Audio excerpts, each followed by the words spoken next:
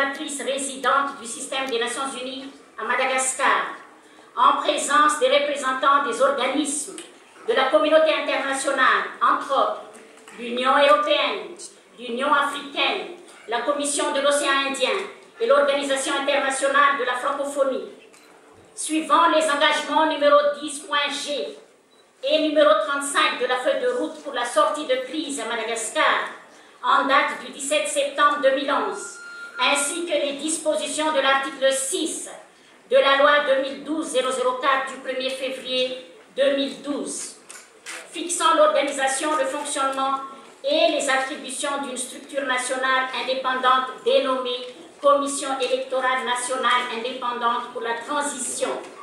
Nous sommes convenus et avons conjointement arrêté le calendrier électoral définitif pour la sortie de crise, lesquels précisent les catégories d'élections à organiser avec les échéanciers y afférents. Ainsi, il sera procédé aux dates ci-après à l'organisation des élections présidentielles à 2 tours, jumelées au second tour, avec les élections législatives, suivies des élections communales. Le 8 mai 2013, élection présidentielle premier tour. Le 3 juillet 2013, élection présidentielle deuxième tour, jumelée avec les élections législatives. Le 23 octobre 2013, élection communale simultanée des membres des conseils communaux et municipaux et des maires.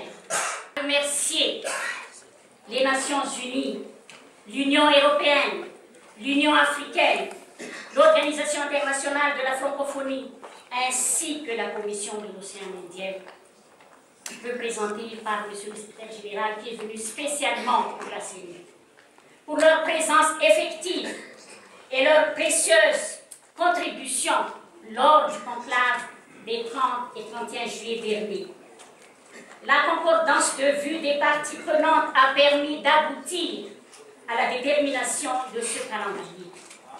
Ce dernier marque la volonté des parties d'avancer ensemble vers la résolution de manière démocratique de la crise politique qui n'a que trop duré.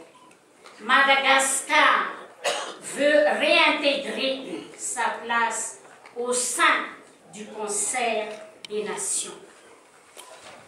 La mise en œuvre du calendrier électoral reste toutefois tributaire de l'accomplissement des accompagnements adéquats, notamment du cadre juridique, des ressources et des moyens matériels et financiers, ainsi que d'un environnement d'apaisement politique et de climat social favorable par chacun des partis et des partenaires.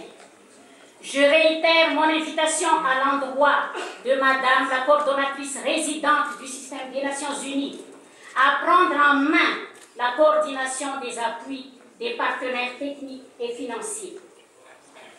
Compte tenu des avancées significatives enregistrées dans la mise en œuvre de la feuille de route